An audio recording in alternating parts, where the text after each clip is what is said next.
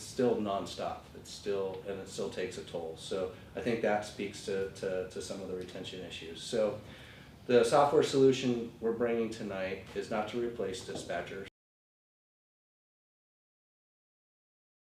and essentially take some stuff off their plate.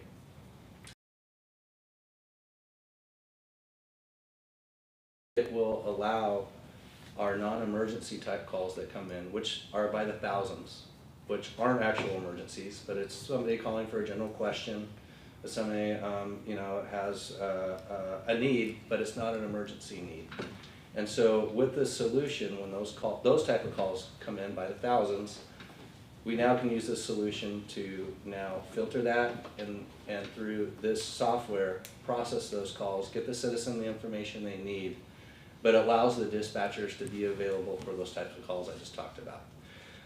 So with that, this is kind of an overview of what we'll be requesting tonight, but I wanted to now hand it off to our communications manager, Kimberly Howard, to say a little more about that. And then after that, Lieutenant Bruzzi will be going into a presentation.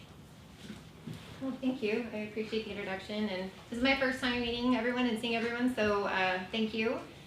We appreciate this opportunity to kind of share an info exchange on something we consider to be a valuable resource for the department and the community. As Assistant Chief had shared, I just recently stepped into this position, but even in the limited time I have been in this role, the challenges facing Chula Vista are those that mirror the region, really. That's chronic understaffing and increasing workloads and growing expectations from the community. So in addition to that, call volumes just continue to rise. So calls for service are going to continue to rise. They consistently do so every year. To put it in perspective, in 2024, 44% of the calls that dispatch handled were non-emergent administrative calls. And that number increased to 46% in 2025. So even though that was just a slight progression, to put that into a quantity, I mean, we were just discussing some of the numbers that we're dealing with. I mean, it's a lot.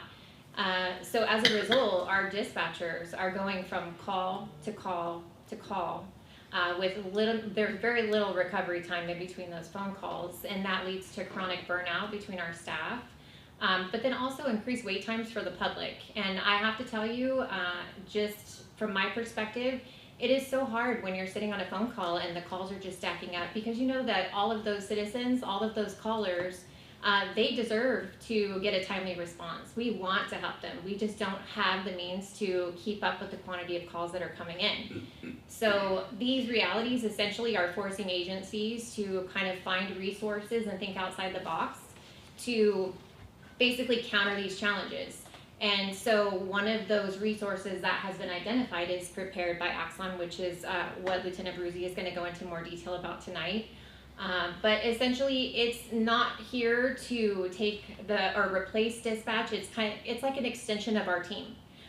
So it's going to be something that will enhance call handling, but then also it ensures that the public has an opportunity to get a timely, consistent, and effective response when they reach out to us for assistance. So with that, I'll turn it over to Lieutenant Bruzzi, and I just want to thank you again for your time.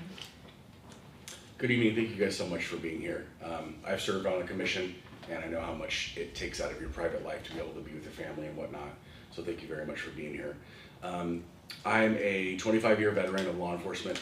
I started my career in a different agency and came to Chula Vista for one very specific reason, because this agency, the only one in Southern California that I applied to, is solely around community policing.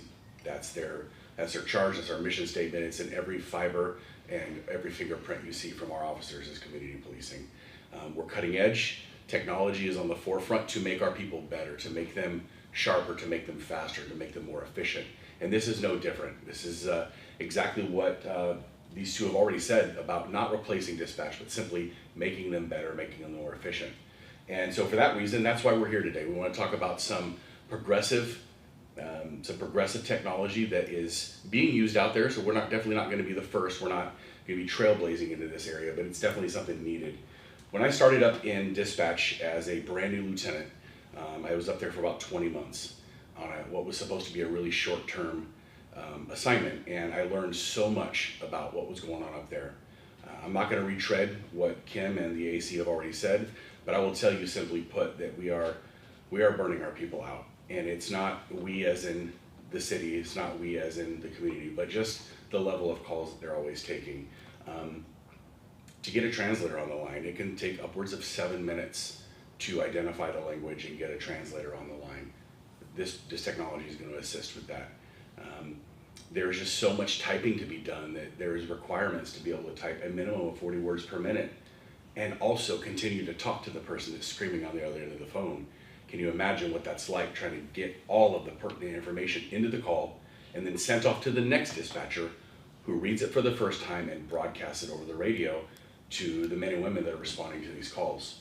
You know, we had all drones go into calls and helping out with visual acuity on the scene of ongoing emergencies. It's time that we get with the times and see some of these emerging AI-assisted type softwares. So we're gonna talk a little bit about it. It's called Prepared by Axon. When I first got up there to dispatch and I started looking around at how we can make things better, make things more efficient, this is one of the things that came up. Prepared was a standalone company. It was owned and operated by their CEO, and I reached out and got a demonstration, and I was completely blown away by the product. The problem was at that time it was too expensive. We were talking in excess of $600,000 for a 5-year contract. It was just cost prohibitive. We didn't have the money for that, and no matter how many rocks I turned over, there wasn't enough to squeeze out to pay for this technology. So we kept the fish on the line. We continued to pursue it, and I'm happy to tell you today that because they were acquired by Axon in the middle of all of this technology review, we were able to negotiate getting this essentially for free, added to an existing agreement with Axon, and I think it's pretty awesome, and I think our men and women are going to be very excited when they get this, and it doesn't cost the taxpayer an additional dime above and beyond what we're already have in our agreement. So there's 4 main parts to this technology, and I'll go through them kind of slowly. I do have Ed Handog, our IT manager, to help with the more technical aspect, because remember, I am still just a cop, and I'm not a dispatcher, and I'm not a technology person per se, but I'm certainly well searched on this. So the assistive call taking is kind of the first aspect. That's the part that gets me really excited. They call it assistive call taking, or ACT as they call it. It uses real-time transcription, translation, and AI-generated summaries to reduce average call handling times and improve accuracy. What that means is real-time transcription. As I'm talking, it's transcribing on the side of the screen exactly what's being said. So if I'm speaking to my partner or listening to somebody else in the room and this person continues to talk on the 911 call, it's going to continue to transcribe. And it's going to be there for searching later or for going back and looking at. It can also be taken and put into the CAD, which is the Computer Assisted Dispatch Center, and that information will go directly to the officer responding. So it can be read over the radio, or it can just be read in the police car on the MDC like this one to the officer that's driving out to the call, which is huge. And so it eliminates the human error of what information is typed onto the call screen. We can actually reduce the errors in that and have more accuracy when it comes to what's being said. The part that I like the most, I think, is the translation. So as it stands right now, it will do translation voice to voice with an AI voice responding in Spanish at this time, but it will identify hundreds of different languages instantly, and it will also translate to text many other languages that are in our community right now, beyond Spanish. And so kind of to explain how translation works in real time is when you call 911 and you're speaking a different language, if it's easily identifiable, that's an easy call. Okay, I've got a Spanish speaker on the line, anybody in the room able to help me out with that? A lot of times we have to call what's the language line. But if we don't identify that language and we don't know what they're speaking, then we have to wait to hopefully get the right translator. They may say, that's not Spanish, that's Tagalog, or that's another one of the variety of cultures that we have here in Chula Vista, and that takes precious minutes, time, like I said, up to 7 minutes sometimes to get a language line interpreter, a real human, to come on the phone. And now they're doing this whole, okay, hang on a second, let me tell them what you said. They take it and they repeat it back. You guys have all probably seen that in action. Very slow, very inefficient. The translation is a huge, huge improvement to that. And then the AI generated summaries.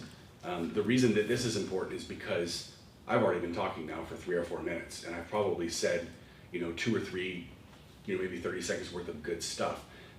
That is going to actually summarize all of that, give you more of an executive summary, if you will, and get that to the person so that we can start dispatching officers more quickly. In most situations with 911, the dispatcher, the 911 call taker, and the citizen will be talking for minutes. That doesn't mean we're not dispatching cops. That doesn't mean we're not putting notes in the CAD comments. So this is going to be more efficient. It's going to get a better summary out to the officer, therefore make them a little bit quicker. So that's number one aspect of prepared. Number two is the assistive dispatch. It provides the real-time radio transcriptions and reduces the errors and cognitive load during high dispatch operations, high volume dispatch operations. If you guys have ever been in the communication center, which I recommend you guys all come down and check out, it's busy. It's really busy, especially during the busy parts of the day with the radio, with the radio going back and forth. We have dozens of officers going in different directions in different parts of the city. Everybody in our city is on one primary channel. So somebody an officer that is dealing with a situation on Broadway, 0 Broadway, is also competing for airtime with somebody that's out on Millennia, an officer out in Millennia dealing with an emergency. So you can imagine that's a lot of people on the radio at the same time. This is actually going to assist with some of that cognitive load and make it a little easier to understand and decipher what's going on, which I think is pretty awesome. Then we have the automated non-emergency triage, which we talked about a little bit here a moment ago with Kimberly. She was talking about some of the call load. I have some numbers from 2024. This is an annual report I put together for our comm center. In 2024, we had 834 emergency calls, 911. And non-emergency calls, we had 82,757. So if you're doing the math, we're talking just shy of almost 300,000 calls in a year. And I was just telling Kimberly before we started, that was down from 2023. And according to just some basic research, 2025 was up considerably from that. So 82,000 of the non-emergency calls could go through this automated non-emergency triage. Not all of them are going to fit, but certainly there are some call types that could. A lot of agencies are starting with some of the low-hanging fruit, like your overnight alarms at some closed businesses. A lot of those times, those end up being false alarms because there's some kind of an issue with the alarm, etc. Those can be one of the first ones you put on the assisted non-emergency triage, where the call can be handled by an AI-assisted dispatcher, and it can get some of the details that we need for the CAD incident.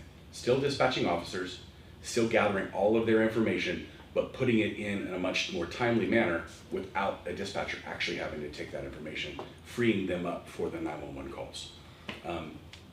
This is controversial simply because it's not a human, right?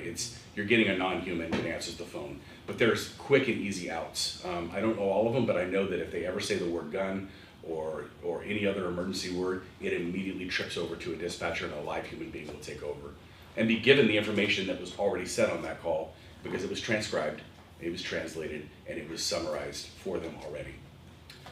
So that is certainly something that has a lot of room for potential. It's something that we, as we make decisions as leaders in the agency, we'll discuss how we want to approach this, but it is a fantastic opportunity to free up some of those call takers for real emergencies. And then lastly, to go into this last one, I want to explain a little bit. In every comm center, we have what's called a call taker, emergency call taker. We have a police dispatcher, and we have a police dispatch supervisor. In a perfect world, the call taker is just taking calls. They're answering the phone, they're typing their notes, they're shipping it off to the dispatcher. They get the call, they read it, they send the officers, they talk to the officer over the radio. The supervisor should be able to sit back, observe all of this, see how things are going, see how what's the customer service level, are we doing our job efficiently, correctly, and professionally. Unfortunately, because of the staffing issues, a lot of times our police dispatch supervisor is right there in the mix. They're either taking 911 calls because they're going faster than we're able to answer them, or they have to get onto a radio and give a dispatcher a break so they can use the bathroom or get their lunch. And unfortunately, that's just where staffing is. It is what it is. There's no way to sugarcoat it. And so the dispatcher supervisor doesn't get the opportunity to really do all of the supervisory things on a regular basis like we'd want. And this automated quality assurance, part number 4, is really going to help with that. This particular quality assurance is going to review the calls as they come in, and it has these gate points, these checkpoints, and it checks the dispatchers for what they're asking, what information they're verifying, their tone, those types of things, your quality assurance, to make sure that we are not only doing an efficient job, but also being as kind and professional as absolutely possible. So that's kind of the 4 aspects of this particular software. It's a great software. I'd like to talk a little bit about some of the impact, the IT impact. I will tell you that, you know, going through this process, it was a first for me, understanding all of the ins and outs and getting the vendor to do a security assessment, and having our IT department go through that with a fine-tooth comb to find out what kind of risk are we looking at, this information, where is it going to be stored, how is it going to be stored, is that protected, is it going to be accessible to the public? And I can tell you that, you know, in my staff report I put in there that Axon is a well-known commodity. They have very, very high levels of CJIS compliance and security, online security, and this information is very much protected and kept from being accessible by bad actors and etc. But I'll let Ed talk a little bit about that, because I'm stealing his thunder. Gee, thanks. Yeah, actually, I'm glad because Santiago's here. He's actually the CISO for the city, and Santiago actually reviewed the VRA prior to all of this. And basically, it's kind of like what we talked about with Fusus, right? You've got. Sorry. Yeah. That's the only way I know it's my phone. It's my phone. I apologize. It's my wife, but she's like, no. So what we're talking about with security, CJIS, they have SOC 2, SOC 3, which is System and Organization Control. The standard that was defined by the financial industry, by I think it was the American Association of Certified Public Accountants. So they have penetration testing ongoing. So I remember that kind of came up in the last meeting, like, how often is it done? And theirs is every month. So that's kind of what's unique about this product versus what we brought last time, is that we know that their security testing is continuous. A lot of it because of that sensitive information that is coming through, right? So it is doing call handling and all of these different things. And so not only is it adhering to the security standards that are defined by CJIS and other like ISO and all these different standards, but they're also doing ongoing penetration testing. And I believe that information is available quarterly. So if you wanted to get that information, I believe it is published publicly, but in any case, we'd be happy to provide that on an ongoing basis if needed. Yeah. Does anybody have any questions regarding any of that? Or? Yes. Is the presentation over? I want to go through the order of how we're supposed to go through. Oh, I apologize. Okay. I don't think it's over yet. Yeah, I don't have much more on that. I mean, obviously we want to be prepared for your questions, so I expect some of those as well. But you know, hopefully we're ready for that and we have what you need. But I think that's all I have for now. And yeah. Okay. All right. The proper way to go through the questions, I'll just remind everybody, is to have the public comments first, and then we're going to have commissioners. I will call on you if you have a question, so please. And then when you do get called on, please remember to identify yourself before you begin. If there's follow-up questions from one commissioner, that's fine. Just understand that probably a lot of people have questions as well. So are there any public comments on this item? There is one public comment. Robert?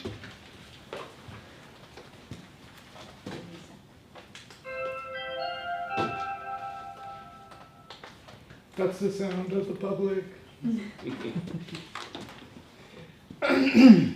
Appreciate this time. I appreciate the presentation as well. It's good for the transparency part. And before people want to accuse you of things, we want to give you a chance to speak, right? And so it's great to see this outreach, even with the board. You know, I heard safe words will get you right in. You know, there's some ideas I have here that are kind of general, and I don't know your guys' plan of attack that you've already implemented, right? So is this something that's already put into place, that's being tested on non-emergency calls to then see if it's fit to go to the emergency system? Like the walk up to using it instead of just throwing it in there and going, well, we'll find out if we got a problem. I'm sure you guys did, but that's just something I'd like to bring up. And then here's an idea for you. We're separating by an AI into categories.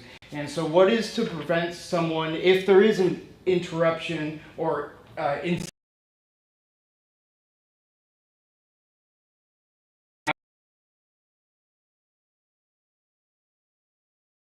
going, or people have told me that runs along with the Amber Alert system. So how many systems will feed in data, quote unquote, alert, and then forward that data to the area that is going to, I mean, if we have missing children and we have an Amber Alert, why isn't my phone blowing up?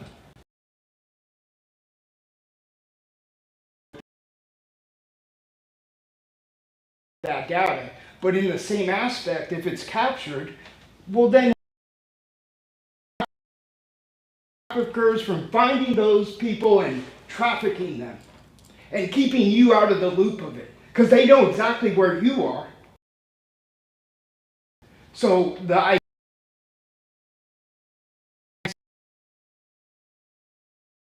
transfer through the internet protocols, right? So it leaves your phone, goes to the tower, that's the Ericsson network, captured through the main networks.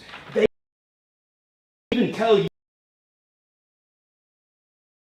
audited, at least audits of the license plate ALPR system. There's still some misunderstandings that there has to be some sort of identifier, right? Is it us using it? Is it someone else go through the data? I'm not letting you go through. And oversight. In research, we're seeing that when AI gets applied in workplace settings, people with less expertise trust the outputs more than people with high expertise who are able to critically evaluate those outputs. So like just another way of saying thank you for valuing the expertise of your officers and your trained dispatchers in helping to evaluate these systems. So just wanted to start there, that I appreciate that you acknowledge that the humans are important oversight loop. My first question is about the model or models that are being used, and this might be more of an Ed question or someone else, because it's important to understand how those models are deployed in this system. So Axon uses, I believe, 3 of the major models. So none of the data that we're pushing into it is being used to train anything else. So back in all the days, that was the case, where you'd have to upload enough data for it to train the AI for certain types of things. So it comes out of the box, like I should say, with a lot of the preset large language models. I'm not quite sure exactly which ones they use, but none of it is, you know, if it finds something that it doesn't know what to do with, it'll go out and search some type of, you know, access an external resource for that. So all of Axon's... It won't go out? Well, no, because Axon has their own ecosystem. Okay. that it has a lot, I don't know how to explain this because I'm not an Axon rep, but yeah, so their repository is so large, right, that it doesn't have to go outside of their ecosystem to, I guess, you know, consult like Gemini or something like ChatGPT, for instance.